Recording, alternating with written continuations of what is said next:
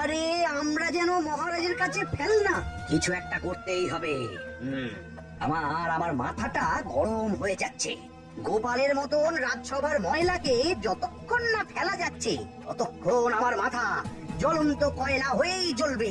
পণ্ডিত মশাইয়ের মাথায় একটা বুদ্ধি আছে মন্ত্রী মশাই।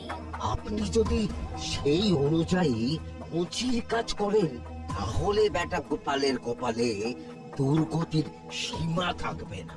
এই কি বুদ্ধি, কি বুদ্ধি? আপনি বরং এই ব্যাপারে পণ্ডিত মশাইয়ের সাথে একবার আলোচনা করে নিন। আমি চলি, কেমন? আমি চলি। হ্যাঁ হ্যাঁ, এসো এসো এসো এসো।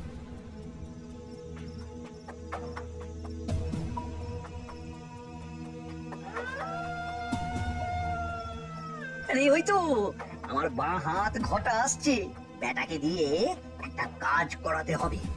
কি মন্ত্রী মশাই, আপনি এখানে দাঁড়িয়ে কি করছেন? এই একটা গুরুত্বপূর্ণ ব্যাপারে কথা বলছিলাম। একটা একটা কাজ করতে পারবি? কি কাজ করতে হবে বলুন মন্ত্রী মশাই। আমাকে একটু ঠান্ডা জল, পাতিলেবু আর পুদিনার পাতা দিয়ে শরবত বানিয়ে খাওয়াতে পারবি? সেসব আমার ঘরে ব্যবস্থা করাই আছে। চলুন চলুন আমার সাথে চলুন। হ্যাঁ, চল চল চল চল চল।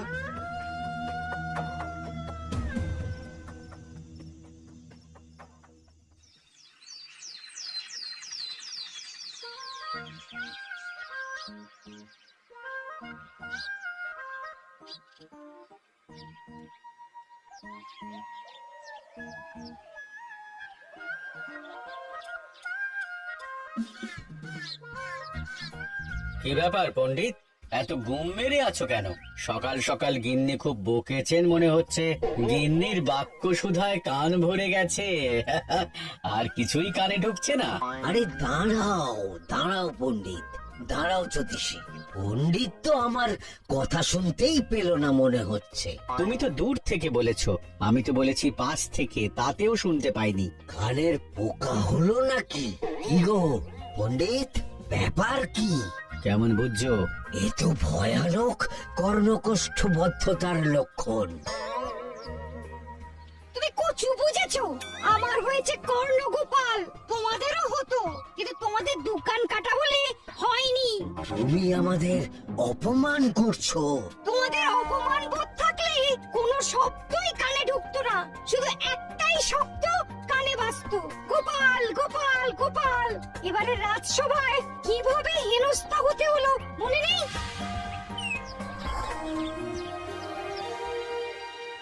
মহারাজ, একটা ভিক্ষা আছে। ভিক্ষার জন্য কৃষ্ণনগরের রাস্তাই সবচেয়ে উপযুক্ত জায়গা গোপাল, তুমি বরং সেখানেই যাও। মন্ত্রী মন্ত্রী মশাই ঠিকই বলেছেন মহারাজ। যে যার নিজের জায়গা থেকে কথা বলে। কুকুর বলে ভৌ ভৌ, বেড়াল বলে মিউ মিউ, কাক বলে কা কা। মন্ত্রীর ভিক্ষার জায়গা কৃষ্ণনগরের রাস্তা, আর গোপালের ভিক্ষার জায়গা মহারাজ কৃষ্ণচন্দ্রের দুয়ার। বলো কি ভিক্ষা? বাড়িতে পুজো আছে মহারাজ, খরচা অনেক, কিছু ঋণ আবশ্যক। যদি 100 মোহর। ঋণ তোমাকে আমি দিতে পারবো না গোপাল। পুজো উপলক্ষে তোমাকে আমি 100 মোহর দিলাম। মহারাজ, আমিও ঠিক এই কথাটাই বলতে যাচ্ছিলাম। আমরাও তাহলে বাড়িতে পুজো করব। পুজোর জন্য আমাদের অনেক খরচ, তাই যদি... অবশ্যই অবশ্যই, কত ঋণের প্রয়োজন খাজানজির কাছ থেকে নিয়ে নিও, সুদটা আমি মাফ করে দিলাম। মহারাজ, গোপালকে দান আর আমাদের ঋণ? হ্যাঁ, কারণ তোমরা নিজেরা খাবে, কিন্তু গোপাল অন্যদের খাওয়াবে। গোপালের মতো মানুষের সঙ্গে থাকাই হলো রাজধর্ম। কিন্তু তাছাড়াও তোমরা হলে 80 যাই বেতন পাই দলের লোক। গত 1 বছরে তোমার কোন মন্ত্রণা দেশের কাজে এসেছে? পণ্ডিত কোন নতুন তত্ত্ব শুনিয়েছে? জ্যোতিষী কোনো অমোঘ ভবিষ্যৎবাণী করেছে? আর বৈদ্য 3 বছর ধরে আমার হাঁটুর ব্যথা সারাতে পারেনি। কিন্তু গোপাল, গোপালের ভাঁড়ে হাস্যরসের কখনো অভাব হয়নি। মনে আছে? আছে। কিন্তু করার তো কিছু নেই। আছে। কিছু ভেবেছো নাকি পণ্ডিত? তোমাদের মনে আছে মহারাজ মোহর দেওয়ার পর গোপাল সেদিন বলেছিল, কি গোপাল, খুশি তো? মহারাজ, আপনি আমাকে এক মুঠো ধুলো দিলেও আমি খুশি। সেই ধুলো মুঠোই আমি সোনা মুঠো করে ফেলবো। মনে নেই আবার? একটু ঝেড়ে কাশো তো দেখি পণ্ডিত, কি ভেবেছো? যা হবে দেখতেই পাবে।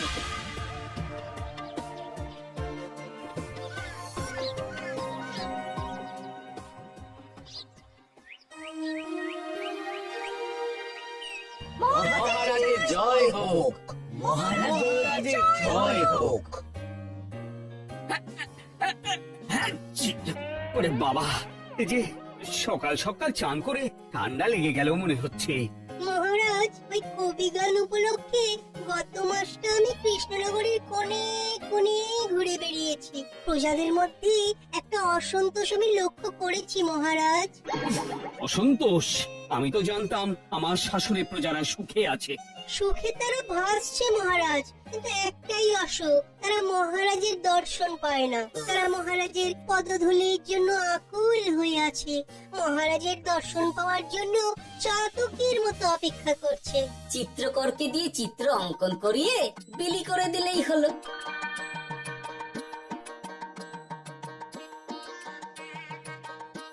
খুব ধুলো হয়েছে মহারাজ, কিন্তু এত ধুলো। কালকের ঝড়ে ঢুকেছে ঝাড়ুদার।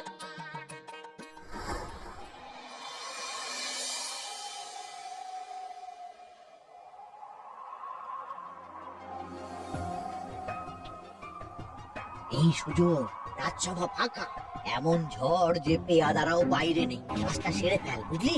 কিরে, কাজটা কর।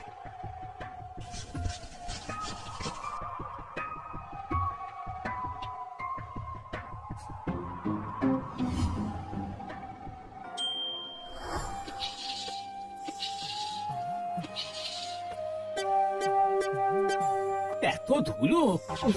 মহারাজ, কাল ঝড়টা বড় সাংঘাতিক হয়েছিল। তা বটে। আচ্ছা গোপাল, তুমি বলেছিলে মহারাজ তোমাকে এক মুঠো ধুলো দিলেও সেটা সোনা হয়ে যাবে। এখনো সেই কথাই বলছি। মন থেকে বলেছিলে না মহারাজকে তেল দেবার জন্য? তেল দেওয়ার দায়িত্বটা তো আপনি নিজের কাঁধেই নিয়ে ফেলেছেন।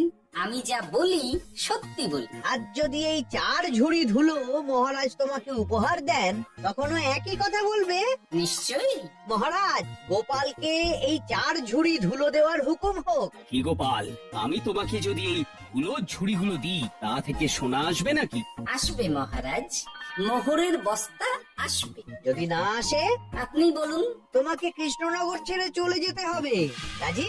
আর যদি আমি পারি, তাহলে আপনাকে এই মন্ত্রীর চাকরি ছেড়ে দিতে হবে। কি রাজি? এই মন্ত্রী রাজি? রাজি। গোপাল? রাজি মহারাজ। আচ্ছা, আর কেউ মন্ত্রীর পক্ষে বাজি ধরেছেন নাকি? হ্যাঁ, আমি আমি ও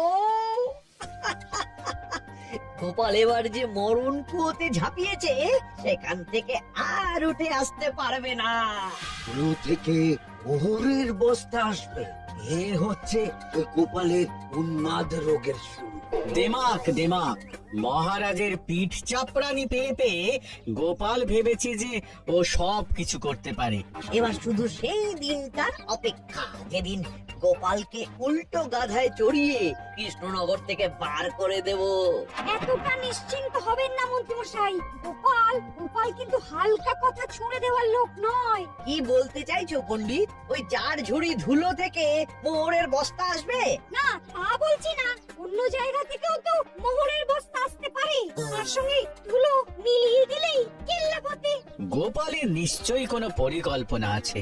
গোপালের সব পরিকল্পনার গোড়া মেরে রেখে দিয়েছি পণ্ডিত। ঘটা আছে গোপালের পেছনে, আর ঘটা আছে গোপালের বাড়ির পাহারা। লুকিয়ে কিচ্ছু করতে পারবে না। আরে ওই তো বটা আসছে। বেল্লিক, উল্লুক, তোকে আমি জল বিছুটি দেওয়াবো। গোপালকে ছেড়ে চলে এসেছিস কেন? ছেড়ে আসবো কেন মন্ত্রী মশাই? গোপালকে ওর বাড়ির সামনে ছেড়ে এসেছি। ওখানে তো ঘটা আছে। বড্ড ঘুরিয়েছে বেটা। কোথায় কোথায় গিয়েছিল গোপাল? 4 ঝুড়ি ধুলো নিয়ে বেটা বাড়ির উল্টো দিকে হাঁটা দিল। শুনলাম পিছু পিছু যাচ্ছিল কোন দিকে? নদীর দিকে, কিন্তু গোপাল দাঁড়ালো যদুর বাড়ির সামনে। এই যদু হলো সেই লোক যে লোকজনের বাড়ি ঘর কেনা বেচা করে আর লোক ঠকায়। আগে রাজধানীতে থাকতো। বেটা রাজধানী থেকে এই কৃষ্ণনগরে পালিয়ে এসেছে, এখানেও লোক ঠকাচ্ছে, কিন্তু বেটা এত চালাক যে কিছুতেই ধরা যাচ্ছে না।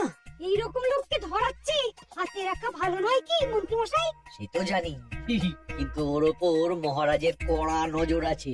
এখন ওর সঙ্গে সম্পর্ক রাখা খুব ঝুঁকি। যাই হোক, তারপর হ্যাঁ, তারপর যদু, যদু রে, গোপাল খুড়ো, আরে তুমি এখানে কি করছো? দেখতেই তো পাচ্ছিস ধুলো, তবে যে সে ধুলো নয়, মহারাজ কৃষ্ণচন্দ্রের পদধূলি। শুনিসনি বোধহয় এখন কৃষ্ণনগরে সবচেয়ে বেশি চাহিদা মহারাজের পদরেণু।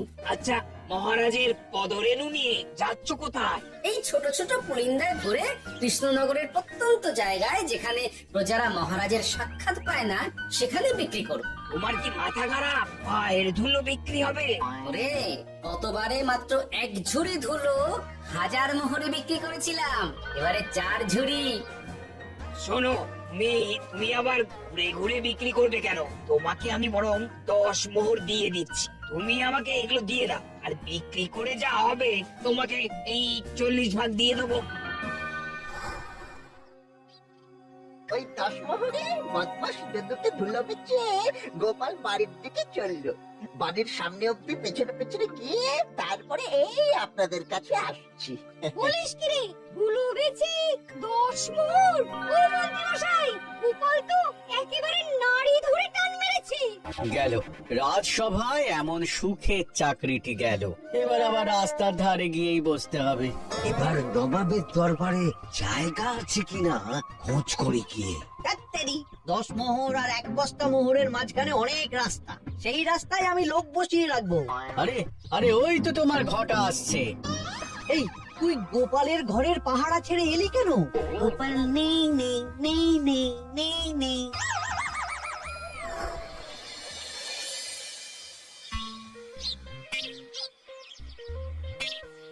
আরে, ভয় পেলি নাকি? না না না না না, ভয় পাবো কেন? শোন, তোকে পেয়ে আমার খুব ভালো হলো বুঝলি। তোকে আমার একটা কাজ করতে হবে। বলো বলো। আসলে বুঝলি, আমার না গিন্নিকে নিয়ে তার বাপের বাড়ি যাওয়ার কথা ছিল, কিন্তু হঠাৎ বিশেষ কাজে আমাকে খামবাজে চলে যেতে হচ্ছে। এখন আমি গিয়ে গিন্নিকে বললে বুঝতেই পারছিস কুরুক্ষেত্র হয়ে যাবে একেবারে। তাই আমি কাউকে খুঁজছিলাম যে আমার বাইরে যাওয়ার খবরটা আমার গিন্নিকে গিয়ে দেবে। তুই পারবি বাবা ঘটা? ওরে বাবা, আরে আরে আরে, ভয় পাস না, তোকে গিয়ে মুখে কিছু বলতে হবে না। এই নে, এই চিঠিটা আমার বউকে দিন।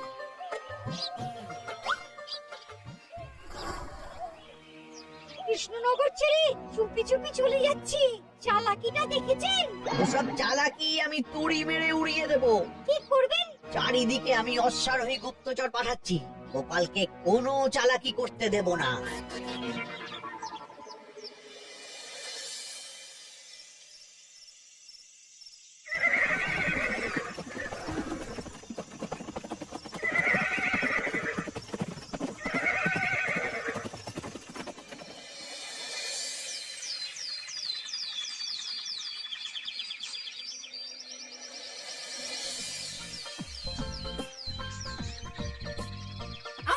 বং পিং পং। ওরে বাপ রে, এ আবার কি বলে? মানে বুঝতে পারিলে না? অং বং পিং পং অর্থাৎ আইসো আমার নিকট বিদেশি জাদু শরবত আছে, ইহাতে তৃষ্ণা নিবারিত হয়, শক্তি বৃদ্ধি হয়, ঘুম ভালো হয়, সম্পর্কের উন্নতি হয়, জামা কাপড় ফর্সা হয়, তু শব্দ না করে সকাল সকাল কষ্ট পরিষ্কার হয়, মূল্য মাত্র 1 মোহর। বোঝো, ওইটুকু অঙ্গের মধ্যে এত কিছু? ঠিক আছে, তা দাও দেখি, আপাতত টেস্টটা তো মিটু, বাকিগুলো পরে বোঝা যাবে।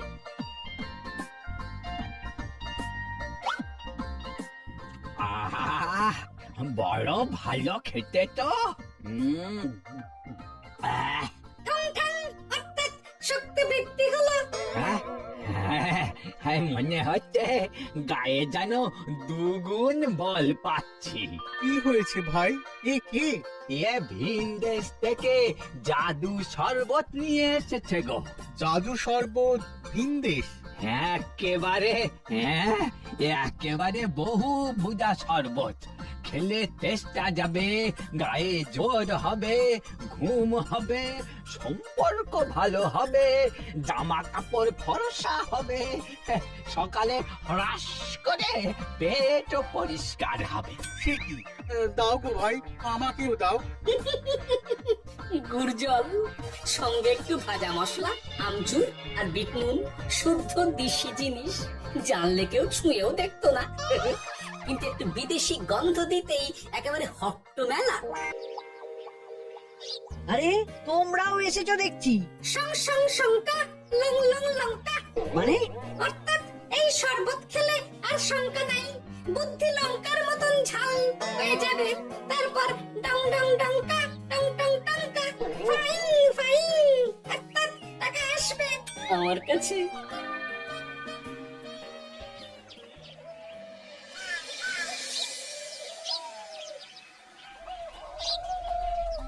ঝপ ঝপ ঝপাং, ভট ভট ফটাং। অর্থাৎ কুয়াকে দৌড়িয়েছো কেন? বেটা জোচ্চোর অনেককে ঠকিয়েছে। অনেক দিন থেকে তককে তককে ছিলাম। এবার এই ধুলো নিয়ে মহারাজের পায়ের ধুলো বলে বিক্রি করছিল। একটা বেনামি চিঠিতে খবর পেয়ে বেটাকে ধরেছি। ব্যাং ব্যাং বিগ ব্যাং। অর্থাৎ বেনামি চিঠিটা আমি দিয়েছিলাম বাবু। বাবা যদু, তুমি সেই রাজধানী থেকে কৃষ্ণনগর অব্দি মানুষকে অনেক খোল খাইয়েছো। তুমি এতদিন ঘুঘু দেখে এসেছিলে বাবা, এবার কপাল নামক ফাঁকটা দেখলে। কতবার বলবো, এইসব ধুলো আমি গোপালের কাছ থেকে কিনেছি। যা বলার ওই বিচারের সময় মহারাজকে বলবি। চল চল চল চল চল।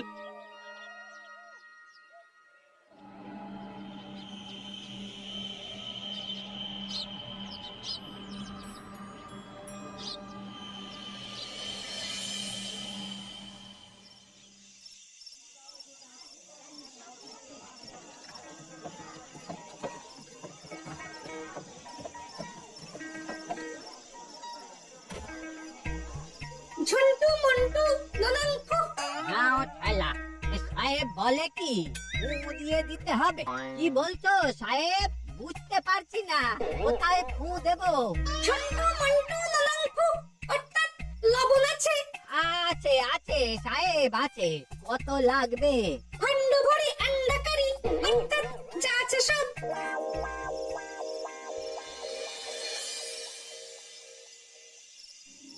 ব্যাস, মোটামুটি আশেপাশে সব দোকানের নুন এখন আমার জিম্মায়।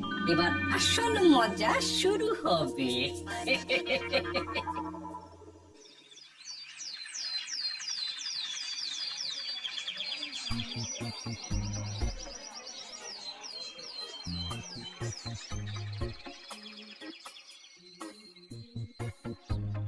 নুন আছে?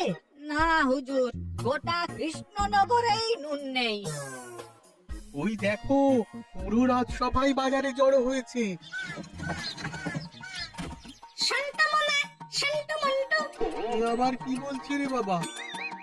শান্তামনা, শান্ত মন্টু। অর্থাৎ জনগণ শ্রবণ করুন। নান্টু কান্টু, নুন কি নেবেন? আন্টু আন্টু, আসুন আসুন। আমার আমার এক সের নুন লাগবে। শান্তু, অবশ্যই 1 সের লবণ 10 মোহর। এক সের 10 মোহর? 10 মোহর লইবেন না লইবেন না? না, নেব না। উত্তম উত্তম, গান্ডা পিণ্ডে ইসুম ঢিসুম। অর্থাৎ তাহা হইলে নুনের বদলে গৃহিণীর প্রহার ভক্ষণ করুন। আমাকে এক সের নুন দিন। আমাকেও আমাকেও। নুন ছাড়া বাড়ি ফিরলে গিন্নি ঘর ছাড়া করবে আমাকে। শুনলাম কৃষ্ণনগর থেকে নুন উধাও। আছে মহারাজ, আছে। কৃষ্ণনগরের সব লবণ আমার নিকটে আছে। 1 সের 10 মোহর। এত দাম? দামটা হবেই মহারাজ। লবণ ছাড়া রান্না কেমন হবে ভাবিয়ে দেখুন। ঠিকই বলেছ, রাজপাকশালেও তো রান্না বসেনি। 100 সেরের মতন রাজপ্রাসাদে পাঠিয়ে দাও। 1000 মোহর দিয়ে দাও।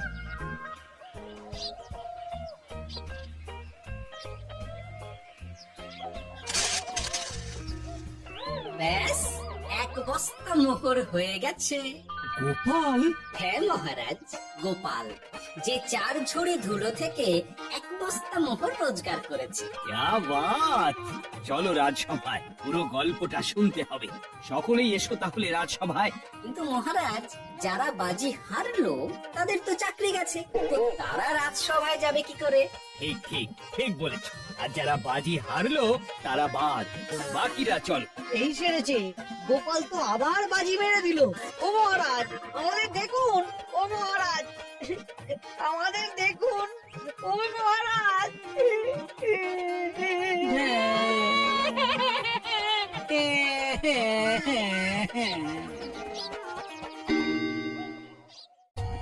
For more updates, subscribe to our channel, click the show links and enjoy watching the videos.